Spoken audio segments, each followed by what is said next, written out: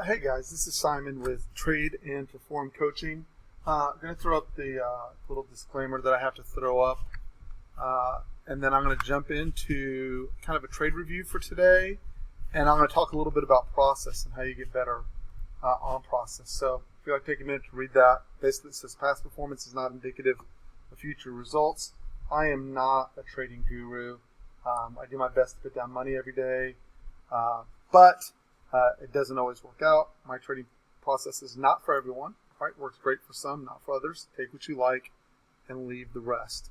So just real quick. So first of all, we're in a straight up market, right? It's the middle of August. It's the dead of August. And we can't get any pullbacks, right? So I want to show you something. What? I don't know how to describe this. And for those of you who want a quick answer to, hey, this is how you make $1 million trading, you can go away. I run this as a business.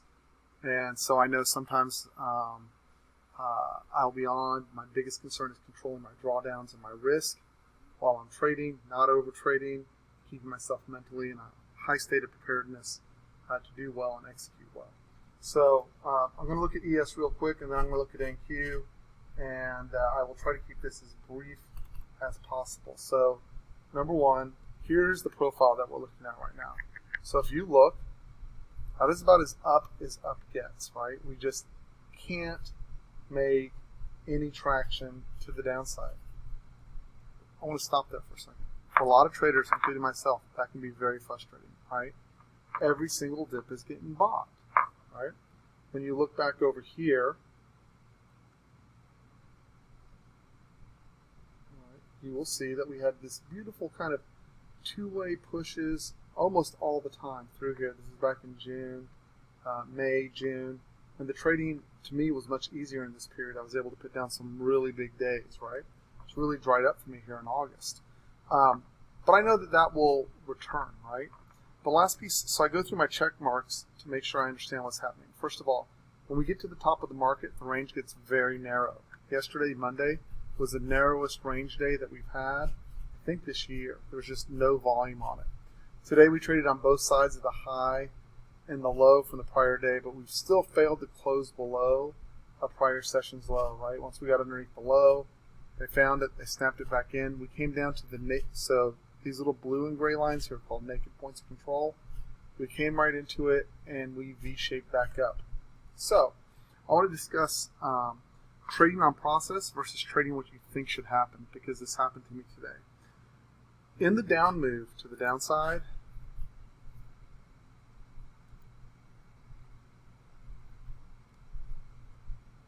I want to do this with a 5-minute chart instead of little micro charts today, so I'm actually trading.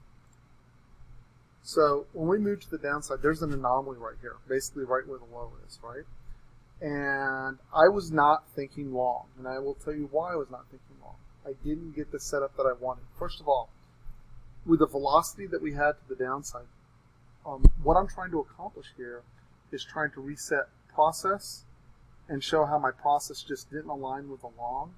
I didn't get short, I didn't get ripped to the upside, but I didn't get the long, and I always want to ask, was there anything I could have done to improve this scenario to have done better, right? So we pushed down, I can show you, so this is the low for today, but this is also the naked point of control.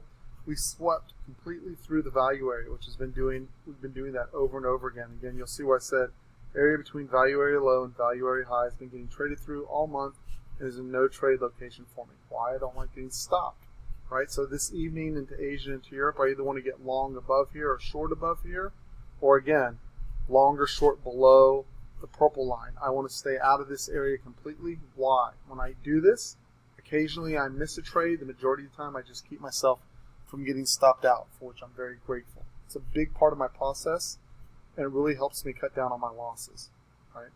So next, we have a wider value area, right? So when I come and look in this area today at the low, right? So I was trading on a 1 1/4 chart, and so the first thing, let me erase these lines and clean this up. So I know I have location here, right? But location doesn't mean anything. Right now, while there's not a lot of sell pressure, locations work great. They tend to be respected and respond to very well. When the market gets weak, we tend to trade through those locations very, very quickly, and then traders get frustrated. They end up in this boom-bust cycle. And that's everything I've worked to avoid in my career is that frustration of those boom-bust cycles. I want my down days to be about even to slightly profitable. Doesn't always work out that way, but that's what I want, right? And I want to try to find the best location. So I want to show you something. And I know, guys in the room, you all will be watching the trade review here, so this is important, right? And what I wanted to happen, okay, a couple of things did not happen, so I'm going to show you what I want when it's working well and what I didn't get today. So number one of the things I look for is stopped out buyers. And what that simply means is I want to see someone who's tried to step in, and that was right here, right? My algo is telling me that occurred right here.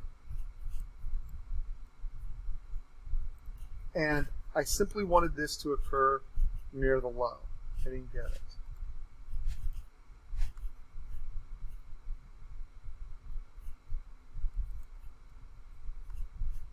Okay, I wanted this to occur down in this area. The next thing I want, if you'll notice my algo, I have these little bars firing off. And these little bars tell me where there's sell pressure or pushes down, right? And I usually want a combination of algos firing, showing me that there is, there's sell pressure, and then I want to get above the area where there was sell pressure to push out. Okay, so all I got was that one element. Okay, the element I got, these little purple and blue bars, and they're actually quite powerful. As soon as I get behind, so here's the piece that I missed now that I looked at this, right? Here's the purple and blue bar plus the red speed bar, and what I should have done, wow, I didn't see this till the end of the day. What I should have done is simply drawn a line underneath here, and as soon as I got this up arrow, I should have been long.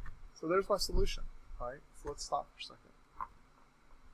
I want to say that again.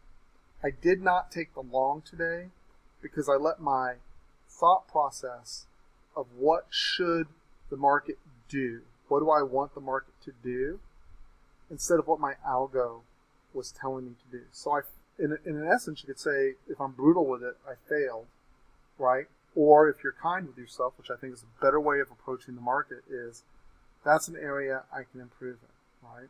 So I did not get the short, and I'll tell you why. The other thing I was looking for is I often want a fractal, which is this little triangle right here, a fractal up and a fractal down at the low, and then I want to get behind the fractal. And I wanted that fractal to get located somewhere near the low and then get behind it as well. So it's a tricky thing when it's not a tricky thing, it's when you start off trading like I did as a seat of the pants trader and you transition to a very specific process of what you're looking for, it can make life more challenging. The other thing I want to show is what did it look like when we rolled to the downside. So this is mostly for the guys in the room. All right.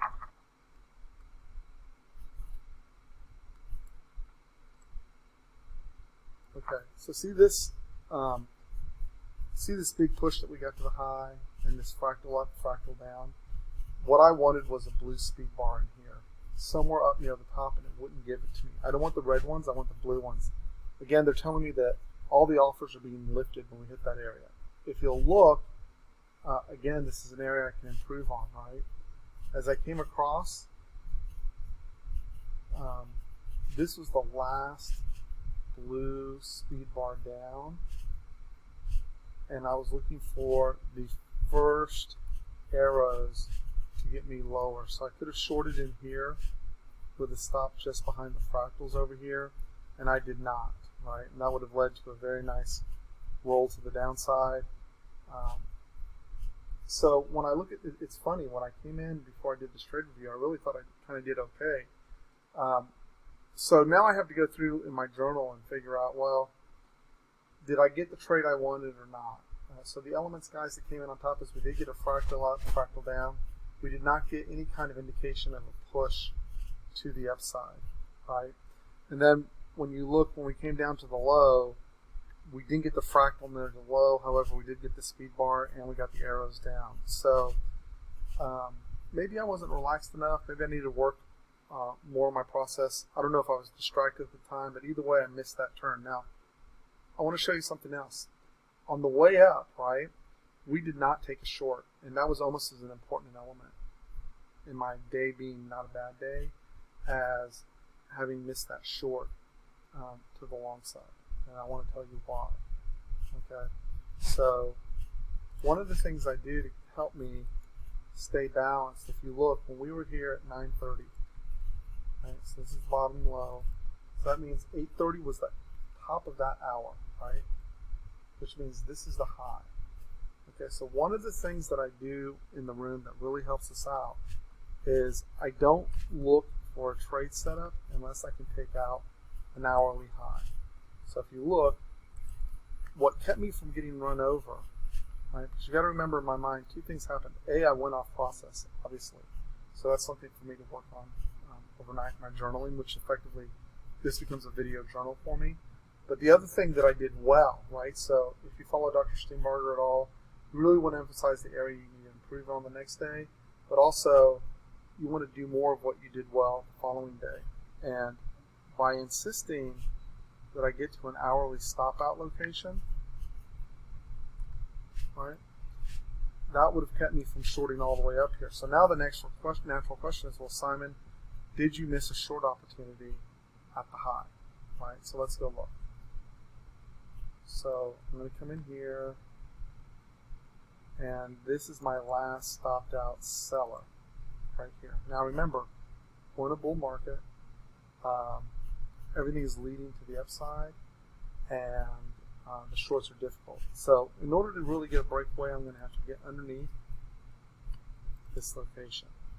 Next, I need a blue speed bar somewhere up in here to help me get short. So that's this bar right here.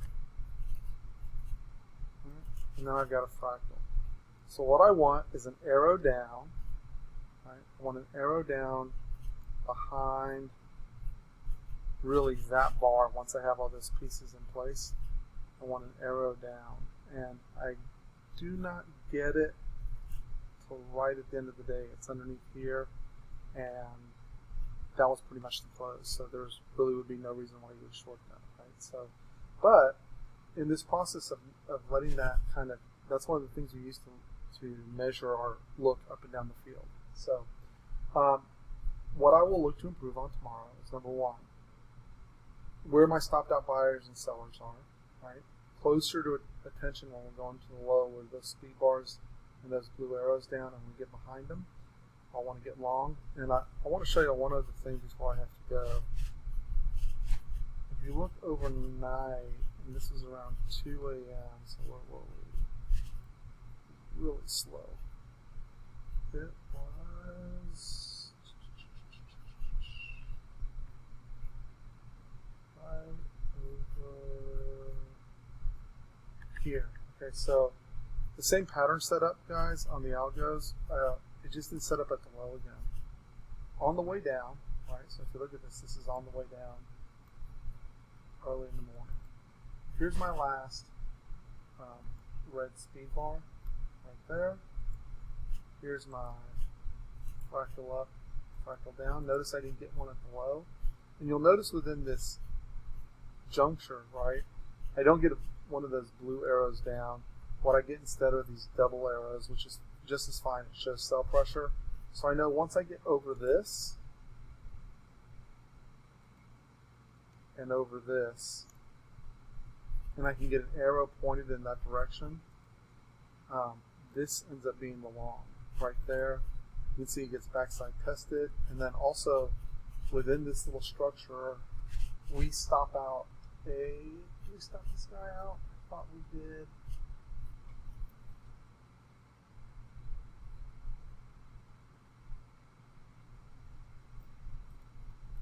Let's go see. I think this guy gets stopped. He does. Right there. He gets stopped out. So you see, so now you have a stopped out buyer. This time it occurs on the right. You have a fractal up, fractal down. Powerful algo firing showing pressure to the downside. Right. Red speed bar, then arrow up. They attempted to backside test that buyer. He got stopped out. They couldn't make it, and they pushed all the way up until 8:30 in the morning. to 33.89. So guys, particularly my Australian guys or guys who are up trading the overnight session, that was the long at 33.79, and it pushed to 33.89. It was slow going, but that was the setup, and NQ had a similar setup to the long side. So anyways, my name is Simon. I'm with Trade and Perform Coaching. If you're struggling with your trading, if you'd like some help, if you'd like to just visit us in the room, all right, send me an email to TRADENPERFORM, TRADENPERFORM @gmail.com. I'll be happy to help you, and if I can. And if you're looking for a mentor or one-on-one trading coach, I'm happy to discuss that with you as well. Anyways, have a great night, guys. I will talk to everyone later. Trade well.